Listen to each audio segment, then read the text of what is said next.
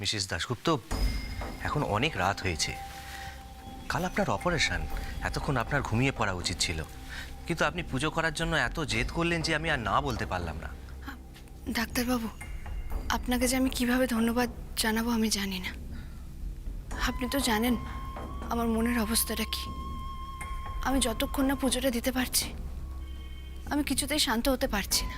ভালো করে পুজো দিন, আগে ভালো মতো অপারেশনটা হতে দিন। বেগরবাই করলে মেরে ফেলার পারমিশন তো মিস্টার ব্যানার্জি দিয়েই দিয়েছেন। আসলে এর আগে পুজো দেওয়ার জন্য নিচে নামলে যদি কোনোভাবে রিয়া দেখে ফেলতো, সেই ভয়টাই আমি পাচ্ছিলাম। কিন্তু এখন আর কোনো ভয় নেই। রিয়া নিশ্চয়ই এতক্ষণে ঘুমিয়ে পড়েছে। হ্যাঁ, কারণ অনেক কড়া ডোজের ওষুধ খেয়েছে আর ঘুমের জন্য ইঞ্জেকশনও দেওয়া হয়েছে। কিন্তু আপনার এখনো 2টো ওষুধ খাওয়া বাকি। তাড়াতাড়ি পুজোটা করে উপরে চলুন। হ্যাঁ, আমার আরেকটা কথা জানার ছিল। হ্যাঁ নিশ্চয়ই, বলুন না। একটু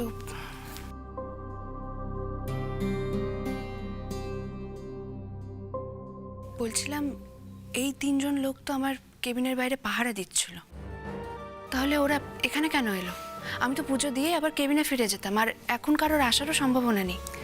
হ্যাঁ সে ঠিক কথা, কিন্তু দেখুন তবু তো সাবধানের মান নেই।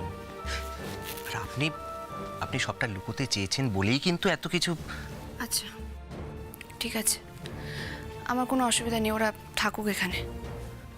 ঠিক আছে, আমি তাহলে আসছি।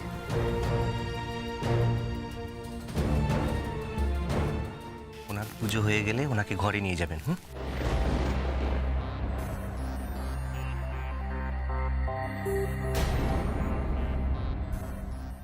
নিন, আপনি এবার পুজোটা করে নিন।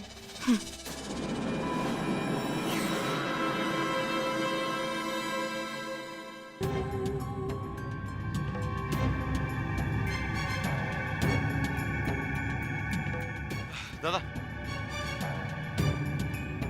ভাড়াটা। কি ব্যাপার? আমাকে একটু ভেতরে যেতে হবে। কেন বলুন তো? না মানে দেখুন, নার্সিংহোম থেকে পেশেন্টের বাড়ির লোককে যদি আর্জেন্টলি ডেকে পাঠায় তাহলে আমাদের কাছে খবর চলে আসে, কিন্তু সেরকম কোনো খবর তো আমাদের কাছে আসেনি। না না, ভেতরে আমার পেশেন্ট ভর্তি আছে।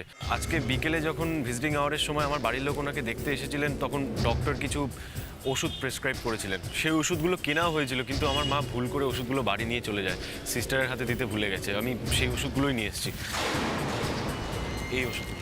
ও আচ্ছা, যান ভেতরে যান। Thank you so much.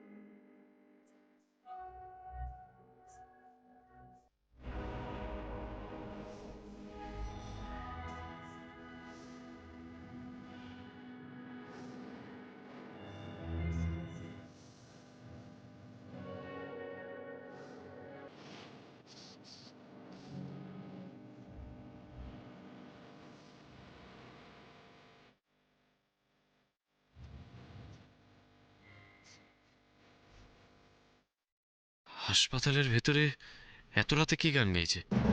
গলাটা এত চেনা চেনা লাগছে কেন আমার?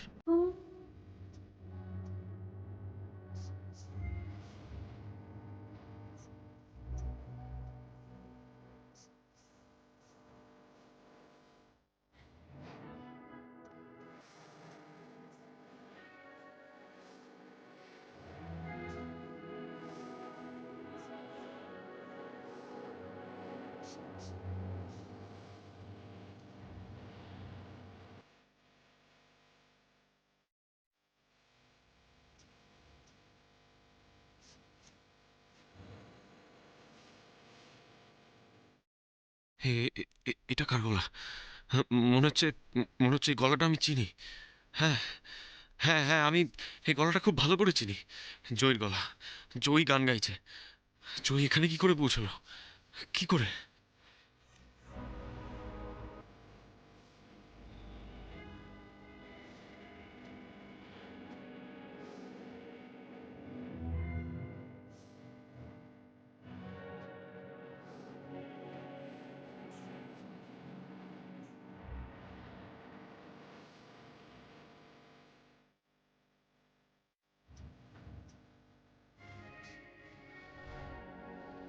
দিদি, আমি চাই আর যাই হয়ে যাক না কেন, এই অপারেশনের পরেও তুই সুস্থভাবে বেঁচে থাকিস। তোর যেন অন্য কোনো ক্ষতি না হয়। হ্যাঁ, হয়তো ফুটবল তোর জীবন থেকে হারিয়ে যাবে, কিন্তু সেটুকু ক্ষতি বাদ দিয়ে আর যেন কোনো ক্ষতি না হয় তোর।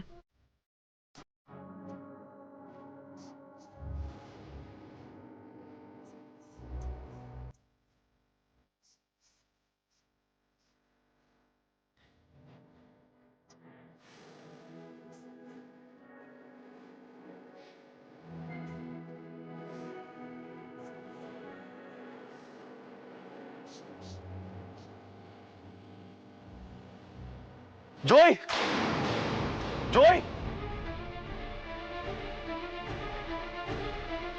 জয়, জয়, জয়, জয়, জয়। ভাতবাবুর গলা না? কে বাবু? আমার স্বামী।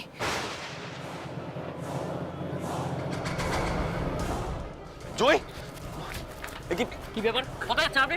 কার আপনারা? কোথায় ছাড়ুন, আমার ওয়াইফ গান গাইছে, আমাকে যেতে হবে। কি করছেন কি? ছাড়ুন আমাকে, আমার স্ত্রী গান গাইছে, আমাকে যেতে হবে, ছাড়ুন। কি ব্যাপার? আপনি কি? আপনাকে যেতে পারি না। আপনি তো পেশেন্ট ভর্তি করতে আসেননি। আমার পেশেন্ট এখানে ভর্তি আছে, আমি ওষুধ দিতে এসেছি তাকে, ছেড়ে দিন। আমি শিওর ওটা জয়ীর গলা।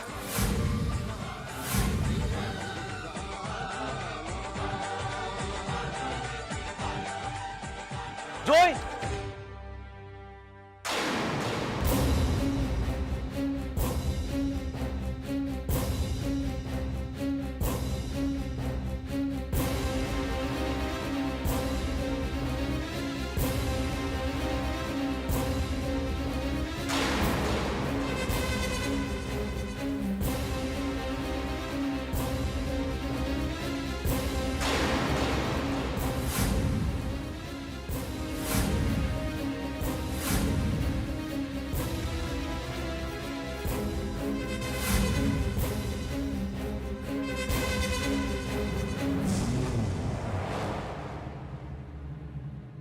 এক্ষুনি এখানে যে গান গাইছিল সে আমার স্ত্রী। কোথায় সে? সে কোথায়? আপনার স্ত্রী? এখানে তো আমি গান গাইছিলাম। আপনি গান গাইছিলেন? অসম্ভব, হতেই পারে না। আমি আমার জয়ীর গলা স্পষ্ট শুনেছি। আপনি ভুল শুনেছেন। কাল আপনার পেশেন্টের এত বড় অপারেশন, সেই টেনশনে কি শুনতে কি শুনেছেন। আর এত রাতে নার্সিংহোমে আপনিই বা কেন এসেছেন? আর চিৎকার করছেন কেন? প্লিজ আপনি বাড়ি যান। কি বললেন আপনি? আমি ভুল শুনেছি?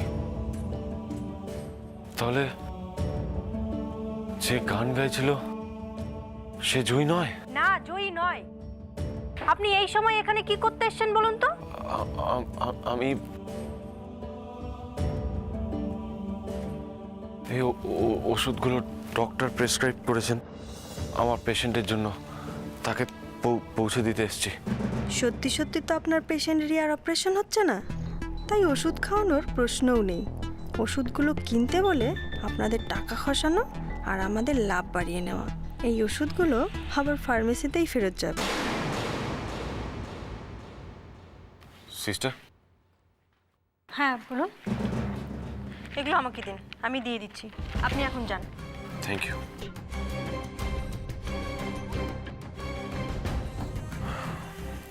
সরি।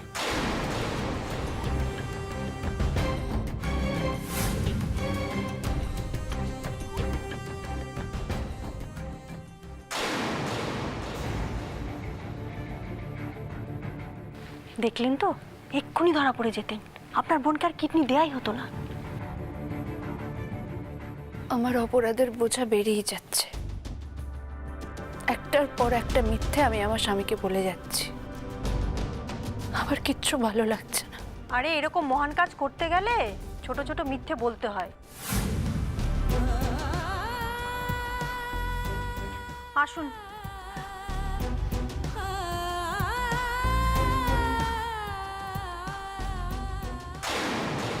অপারেশনের আগে জয়কে ওরা আরও কড়া নজরে রাখবে।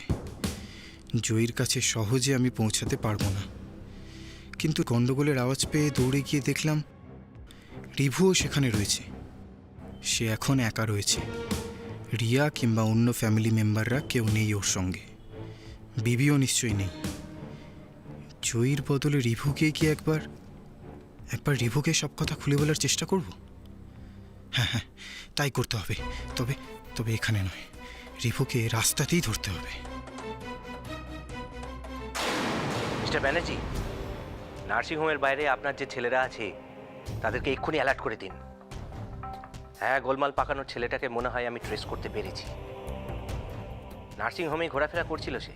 না, জয়ীর কাছে সে পৌঁছতে পারেনি। আপনি ওকে আটকে দিন, যেন আর কোনো দিনই সে জয়ীর কাছে পৌঁছতে না পারে। রাখছি। একটা মুহূর্তের জন্য আমার বিশ্বাস হচ্ছিল না জয়, ওই গানের গলাটা তোমার না। সত্যি কথা বলতে এখনো বিশ্বাস হচ্ছে না। সবটাই কেমন ধোঁয়াশা মাখা। নার্সিংহোমে মাঝরাতে নার্স পুজো আরতি করছে, এটাও কি বিশ্বাসযোগ্য? অবশ্য তুমিই বা এখানে কি করে পৌঁছাবে জয়, সেটাও তো অসম্ভব। জয়কে কি একটা ফোন করব? না না, থাক। সবে হয়তো বেচারি ঘুমিয়েছে।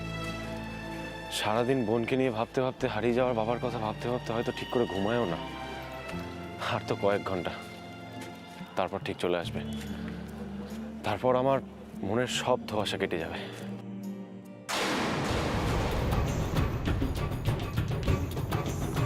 রিভু না? রিভু, রিভু শুনছে?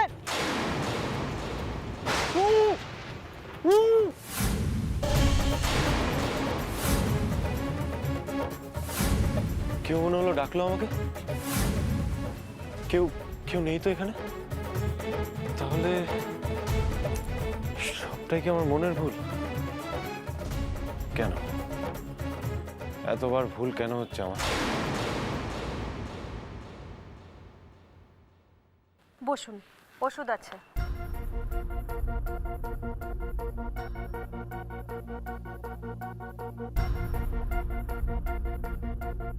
এই নিন, খেয়ে নিন।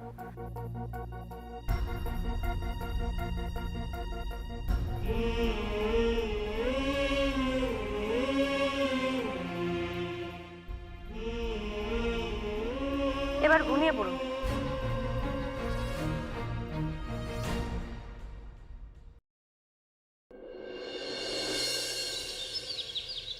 রিবো, রিবো। হ্যাঁ বাবা বল। এই যে রিবো, আচ্ছা আমরা কি এখনই নার্সিং হোমে যাব? না না, এখন যাওয়ার দরকার নেই। আমাকে তো বললো বিকেল 4টে নাগাদ ওটিতে ঢোকাবে। আমাদের ওই 12টার মধ্যে পৌঁছে গেলেই হবে। রিবু শোন না। হ্যাঁ বল। বলছি, আমি আজ একাডেমির কোচিং বন্ধ রেখেছি, আমিও তোদের সঙ্গে যাবো। তুই আবার? হ্যাঁ বাবা, সেই তো অগ্নি, তুমি আবার কেন যাবে? মানে কি কি দরকার আছে বলো? তাই না? আর ওটিতে নিয়ে গেলে তো বাড়ির লোকেদের আর কোনো কাজই নেই। আর তাছাড়া ওখানে তো ছোটকা, মেজদি ভাই, মেজদা ভাই সবাই তো থাকবে। ভিড় বাড়িয়ে কি কোনো লাভ হবে বলো? হ্যাঁ, আর অগ্নি, তুমি তুমি সবে চাকরিতে জয়েন করেছো, ছুটি নেওয়ার কি দরকার আছে? হ্যাঁ দরকার আছে। আর তুমি প্লিজ যেটা বোঝো না সেই নিয়ে তোমার কথা বলার কোনো দরকার নেই। আচ্ছা সেজে বৌমা, ওর যাওয়াটাকে তুমি ভিড় বাড়ানো কেন বলছো বলো তো? এটা তো ভিড় বাড়ানো নয়, এটা মানুষের পাশে দাঁড়ানো। রিবু, রিবু তুই বুঝতে পারছিস না, এরকম সময় লোকজন একটু দরকার হয়। ও যাক। হ্যাঁ গো, তুমি কি বলো? আরে বাবা, তুমি যে এটা বলেছো সেটাই ঠিক। দরকার নেই, কখন কি দরকার পড়ে ছোটাছুটি করতে হয়। লোকজনের দরকার অবশ্যই আছে। হ্যাঁ রে ছোটদা ভাই, বলছি যে তুই ছোট বৌদিকে একবার ফোন করেছিলি? মানে কি বললো? বিকেল 4টের আগে পৌঁছে যাবে তো?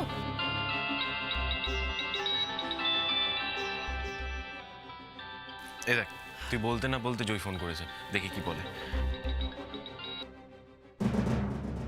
হ্যাঁ জয়, বলো কখন ফিরছো তুমি?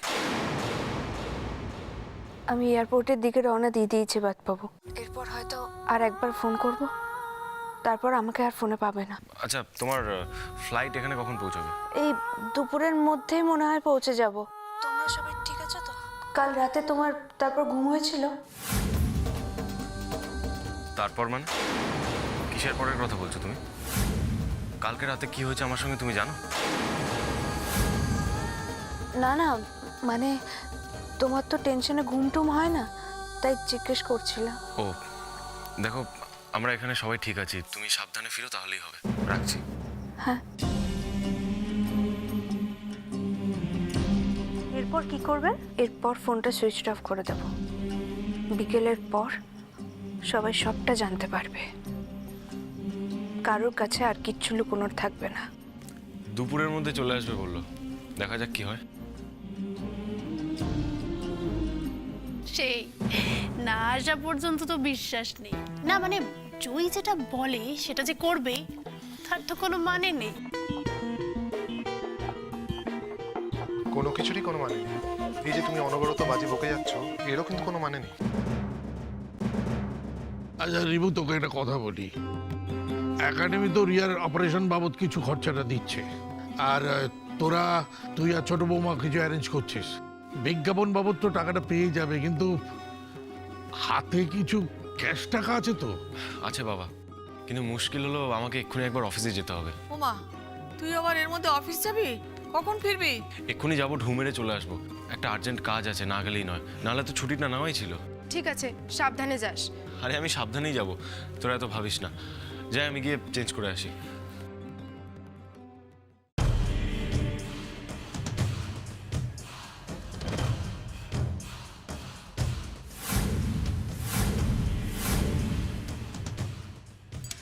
আসুন স্যার, আসুন।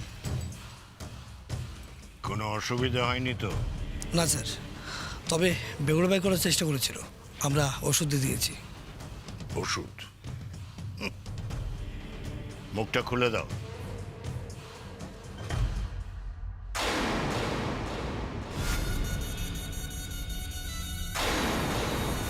এই যে রঞ্জন,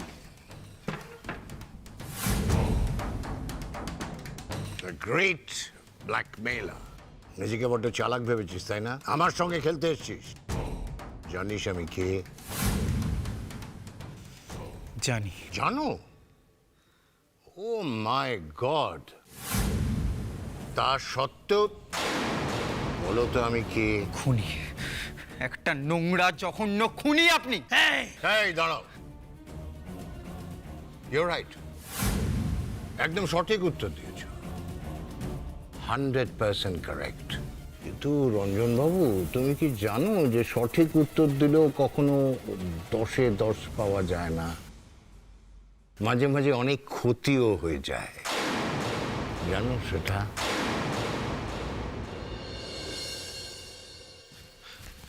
মা, বাবা, আমি তাহলে বেরোলাম। হ্যাঁ শোন, তুই অফিস থেকে এখানে ফিরে আসবি তো? তাহলে পর আমরা রেডি থাকবো, তোর সঙ্গে বেরিয়ে যাবো।